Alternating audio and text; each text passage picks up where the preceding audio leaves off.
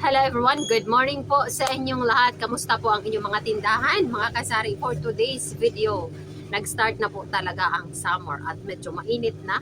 Ang mabenta po ngayon, mga kasari, ang ating mga swakto. Mag-stocks po kayo dyan. Lalong-lalo na po yung ating mga Coke Zero. Mag-imbak po kayo dyan ng Coke Zero, mga kasari, kasi mas mabenta si Coke Zero compare sa ating Coke na original.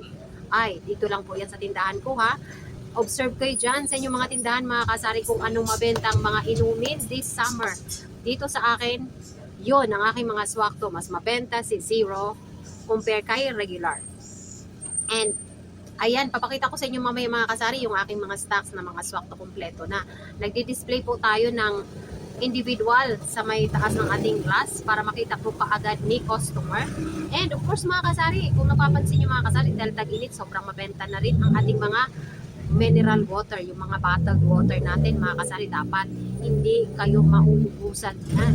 Dito sa aking tindahan, mga kasari, mura lang po ang ating water bottle. Ayan, ang akin pong 500 ay 15 pesos lang ml, and yung aking sumunod dun yung litro, yung 1 liter na tubig, ang aking bintahan, mga kasari, ay 25 pesos lang po. So, sobrang mura. Kahit na ma-Wilkins yan or ano yung isa? Nature Spring. Ayan, sobrang mabenta po ngayon, mga kasari, yung aking mga tubig. Kaya nag-order ako noong nakaraang araw, hindi ko na-share sa inyo, apat na boxes. Dalawang 500 and dalawang litro na mineral natin. And of course, ano pa ba ang mabenta ngayong tag-init? Siyempre. Coke, sakto. Yes, Coke sakto. Hard. Ayan, Coke sakto isa. Ano niya nga Coke pag ganito? Zero. Ano gusto mo? Sugar free? Ako lang. Sugar free. Sugar free. Oo. Ayan, sabi ko na, di ba, mga kasari? Mabenta ang ating mga swakto ngayon. Ayan, meron na pong bago lang bumili yung ating customer. And isa pa, mga kasari, ang super mabenta ngayon kasi nga naman, mga kasari, sabihin ko sa inyo. Kaya siya naging mabili kasi nga naman affordable. Di ba? Compare sa mga botilya, mga bote natin. Di ba, tag 20 ang bentahan natin dyan. O, so, saan pa sila? Kung dyan na yan sa maliit, at least hindi yung sobrang laki, di ba? Lalo na ngayon, dahil tag-init, hindi gusto ng iba natatas ang sugar nila. Kaya, dyan na lang sila sa sugar free, which is ang ating Coke Zero. And ngayon lang, mga kasari, may bumili na ng isa. And of course, mga kasari, ano pa ba ang mabenta ngayong tag-init? Diyos ko, ito na nga. Yung ating mga matamis, pang matamis. Ayan, mga kasari, as you can see, nakikita nyo na po sa aking likuran. Nag-i-imbak na rin ako, nag-i-stock na rin ako nito. Yung nakaraang tag-ulan, medyo nag-minimize ako dito, mga kasari. Wala akong masyadong mga evaporata. Mga Alaska, mga Angel. And ayun pa yung isa, Jersey. Hindi ako nag-i-stock na nung tag-ulan kasi walang masyadong bumibili. Hindi masyadong mapapansinin. Pero ngayon, mga kasari, dahil nag-uumpisa na si summer, ito na, mga kasari, ilalabas natin sa tindahan. Huwag kalimutan yung mga evaporata. Ako, mga kasari, meron akong tatlong brand. Merong Jersey, merong Alaska, and merong Angel. Kasi yung iba, gusto nila yung iba-ibang meron silang mga kanya-kanya mga brand yung ating customer. Kaya kailangan mag-avail din kayo yan. Kahit na 2, 3, 4 per kind, dapat meron kayo yung mga kasari ngayong summer kasi eto na yung mabenta ngayong summer, no? Lumabas na. Kaya yung mga kasari, yung ating mga paninda is season by season yan. So ngayong season, ito yung mabenta, ito mga ito, and yung ating mga swakto naging mas mabenta. Mabenta sila ng tag-ulan and makulimlim na panahon like spring, pero ngayon dahil summer na talaga approaching na, mabenta yung ating mga inumin, mga bottled water and mga swakto natin. Yan, yung mga mabili yan. And for family, gusto nila yung mga 1.5 natin yung mga inumin. Yun, huwag kayong magpapaubos niyan ngayong season. Ayan yung aking video for today. And also, mga kasari, yung ating tindahan so far, nakapag-ayos na tayo muli na naman. Dahil sabi ko na may mga deliveries tayo kahapon. Pero speaking of delivery, mga kasari, nakita nyo naman, hindi ako masyadong nag-vlog no nakaraang araw. Kasi nga medyo nainis ako, na-offend ako. So yung pagka-offend ko, i-share ko na lang sa inyo para meron naman ako mapag-sharean. Watch out din kayo dito, mga kasari, kaya gusto kong i-share sa inyo. Ito kasi, mga kasari, di ba, meron tayong ina-acquire na ilista just in case na maubusan yung ating mga yung ating regular na mga loading natin na sarili nating cellphone, na sarili nating pagpapaload sa labas. Ito is just in case lang to na for emergency na maubusan ng ating loading at ang ating loader, dito tayo bumabagsak sa ilista ng yun, medyo nainis kasi ako mga kasari. Ewan ko lang sa inyo dyan kung love na love nyo. Pero dito sa akin, parang kung i-rate ko siya sa mga pinagbibilhan ko, nasa 10% na lang siya para sa akin. Parang i-uninstall ko na siya sa aking app kasi naiinis ako dahil sa ilista na ito. Ayan. Dapat ang babayaran ko mga kasari, walang late payment fee.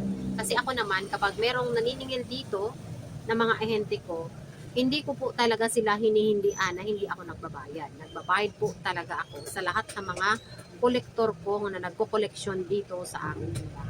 So comment down below mga kasari, kayo ba, kapag naniningil si ahente and walang resibo, what will you do? Magbabayad ka ba or hindi? Comment down below mga kasari. Ayan. So yung kinaasaran ko kasi, ganito yon. Pumunta dito yung kolektor, walang dalang resibo, hindi niya dala ito. So ano, magbabayad ako? Hindi ako nagbabayad, natural. Kasi nga, meron yan silang mini-message sa registered phone mo sa kanila na if in case ngayong araw na to, dumalaw si blah blah blah, kung ng kolektor, sinasabi kapag walang dalang resibo, hindi magbabayad, and at the same time, kailangan dito, pasisignaturein mo pa yung kolektor na talagang pruweba na nagbabayad ka. So ayun mga kasari, balik tayo dahil may bumili lang at may nagpapaload. So dito mga kasari sa ilista, medyo nainis lang ako dito. Careful din kayo dito mga kasari ha. Kasi nga naman 'di ba, ang kanilang ilista kapag ka nagpapaload ka ng 99 pesos, talagang automatic 99 pesos din ang babayaran mo sa kanila. Kapag sinabing regular 100, 100 din talaga ang babayaran mo sa kanila. Papaload ka ng Go 59, patungan mo ng 6 magiging 65, so may 6 pesos ka. Yung 6 pesos sa'yo. Pero when it comes to 59, talagang 59 yung babayaran mo, buo talagang babayaran mo sa kanila. So mas kumikita talaga sila kesa sa atin. Kasi nga naman ganito mga kasari sobrang laki na. Paano ko nasasabing mas kumikita pa sila? Kasi kapag na-late kang magbayad or collection time na, papatungan nila na yan ng late payment fee. Oh, ang charge nila, tingnan nyo mga kasari. Yung aking ilista is 1,949. Ang late payment fee nila is 68.22. Diba? So, yung 1,949, kahit computerin mo yan mga kasari, hindi yan umabot ng 68.22 ang pinatong natin dyan. Kasi sobrang liit. Tapos, ang nangyari pa dyan mga kasari is, ang nakakainis, hindi to dapat magkakaroon ng charge, late payment charge. Kasi nga naman ako, kapag mag-collect sila, talaga namang nagbabayad ako. Hindi talaga ako humihindi sa aking mga ahente. Lahat ng mga ahente ko kapag nag-collection, talagang binabayaran ko mga kasari. Kasi yun din yung isang paraan para syempre maging maging kampante si ahente sa'yo kahit anong kukunin mo sa kanila, talagang i-award sa'yo kasi nga good payer ka, maganda ka magbayad. 'Di ba? So yun ang maganda ang relationship natin sa ahente, sa ating tindahan kapag good payer ka. Ang problema, ito nga ang naging problema mga kasari. Maniningil sila sa iyo, walang dalang resibo. 'Di ba? Anong pinangahawakan natin na tayo ay nakapagbayad na? Tapos in return, pagbalik nila the next collection day, meron na nakalagay na late payment charge, 'di ba? So ang ginawa ko mga kasari, inoobserbahan ko, kaya hindi ako nagba-vlog.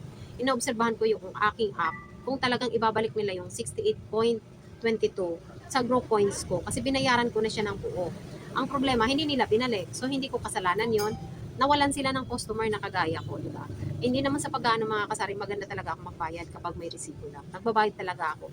Kahit sino naging ahente ko sa sigarilyo, sa lahat na naging ahente ko, wala talaga sila naging problema sa akin. So ngayon, kawalan niya, kawalan. Pwede naman akong bumili sa iba. Hindi lang naman sila ang nagtitinda ng mga product na binibenta ko dito sa aking tindahan. Meron din namang mga ahente na kung ano yung offer nila, ino-offer din naman dito sa akin. Like yung meron sila mga swak, mga Bear Brand. Meron din yan sa Nestle. Meron ako Nestle. Yung mga sabon nila, meron din ako mga ahente sa sabon. Gusto ko lang sana, isang kuhanan na lang. So doon na lang ako, pindot-pindot na lang ako. Kaso, nakakadismaya na lalagyan ako, papatawan ako ng 68 point something dito sa ilista na supposed to be, hindi ko naman to talaga kasalanan. Kaya yan, ang ginawa ko, in-uninstall ko muna. See, pero ako magkano sa online na yan. So, bibili na lang ako ng actual. Isa pa, mayroong mga disadvantages din kung sa kanila bumili. Pag dating dito, pisa-pisa na yung mga serious. Oh, hindi mo naman ma-return. kulang pa iba. Minsan, kulang yung ibang mga product nila. Kulang yung mga quantity. Minsan, magrereklamo ka pa, so hassle. Diba? So, bibili na lang ako ng actual. At least, nakakapamili ako on hand and nakikita ko yung quality ng produkto na binibili ko. Walang sisihan. Kasi kapag order tayo na sa online, yun ang mga disadvantage. Magsisisi ka pagdating kasi walang hangin, sira na, mga ganun. Kung minsan butas pa, diba? Hindi magandang quality kasi hindi mo nga naman nakikita. So yun ang disadvantage mga kasari kapag order lang tayo. Ayun nga, very convenient. Pero the problem is, merong mga disadvantage. Merong kulang, merong visa na, mga ganun. Merong collection, mang-collection, wala namang dalang resibo. Pag hindi ka magbabayad kasi walang resibo, may charge na pagbalik. Yun diba? So yun, para maiwasan din sa inyo dyan, beware lang kayo na kailangan pag collection time na talaga magbayad kayo. Kasi hindi kayo magbabayad, magkakaroon ka ng payment fee. Late payment charge. Okay lang sana kung talagang sinabi mo hindi ka nagbayad. Okay, para hindi masama ang loob. Pero yung time na magbabayad ka naman talaga, kasi walang resibo, hindi ka nagbayad kasi walang resibo. Tapos pagbalik may charge. Pagbalik may charge na. Diba nakakainis? So yun lang mga kasaring aking share for today. Ayun, kaya medyo natagalan tayo hindi nag-share for today's video. Yun. Dahil medyo nadismaya ako dito sa aking pinagbubuhanan. So, inihintay ko talagang ibalik nila sa aking app. Pero hindi naman nila binalik. Kaya in-uninstall ko na. Meron silang collection sa akin next payment na 15 pesos. So, pagbalik nila, may dala silang ganito na 15 pesos, pagayaran ko sila. Pero yun na yung pinaka-last na pagdidid sa kanila. Pag hindi talaga nila binalik, yung 68 pesos doon sa aking glucose. Ayun lang aking share for today. Shinare ko lang yung mga kasari para at least magiging aware din kayo na kailangan nyo talagang magbayad. Kasi kung hindi kayo magbabayad, wala kayong tinutubo sa kanilang ilista kung pag-charge ka pa. Pagkano lang naman ang tinutubo sa loob, tapos lagyan pa nila ng late payment fee, diba? So, yun. Yun lang mga kasari. Aking share for today's video. Ngayon po mga kasari is okay ang ating tindahan. Marami tayong stocks. As you can see, dito, full stock tayo hanggang sa taas. Hanggang dito, mga bigas natin na nabutin. Kita ko sa inyo mga kasari. So, ayan, start tayo dito mga kasari. Ayan, oh. Marami tayong mga cup noodles. Kompleto yan. May mga dilata tayo. Kompleto yung ating mga stocks na mga alak. Ayan, may mga kape din tayo dyan. May kape din tayo dito sa tray na yan, oh. Ayan, so marami tayong stocks dyan. Kompleto yan. Ayan, nakapagtingi-tingi na rin ako dyan. Ayan, oh. And dito na area, tinanggal ko na at pinagdi-display ko. Ayan yung mga alak natin. Ito yung mga stocks natin. May mga pabango na rin tayong nabili dyan. Ayan. Ayos yung tindahan natin mga kasari kasi nag-ayusan yung tindera today. Ayan. So, ayun yung mga nasa ibabaw ko mga display na retail kapag gusto ni customer na retail. Ayan. And marami tayo dito mga stocks na mga inumin. Ayan. Bagong delivery yan ngayon mga kasari. Ayan o. Ayan o. Tapos, marami tayong mga rice.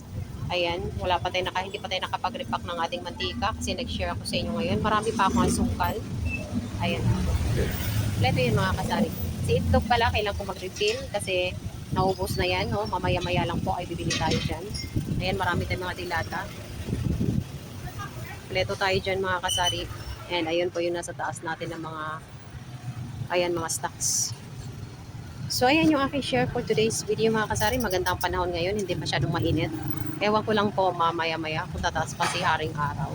Ayan po ang ating stocks for today's video. Happy selling po sa aking mga kapwa kasari-sari store owner dyan. Bye for now!